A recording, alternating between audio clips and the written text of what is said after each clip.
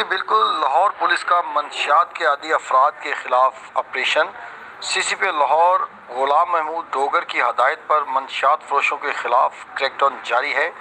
اور میں آپ کو یہاں پہ یہ بھی بتاؤں کہ ایس پی دوست محمد کی سربراہی میں کینال روڈ پر منشیات فروشوں کے خلاف کریک ڈاؤن کیا گیا۔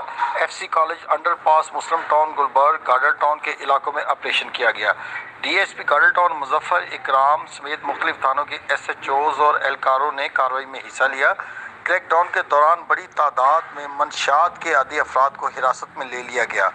اور میں آپ کو یہاں پہ یہ بھی بتاؤں کہ شہر کے اہم چوراہوں، نہر، انڈر پاسز سمیت مختلف مقامات پر نشیوں کی آماج گاہیں تھیں، جس پر ایس پی دوست محمد نے کریک ڈاؤن کرتے ہوئے بہت سارے جو نشئی وہ پکڑ لیے۔ نشئی افراد کے ساتھ ساتھ منشیات فروشوں کے خلاف بھی بلا امتیاز کارروائی عمل میں لائی جا رہی ہے۔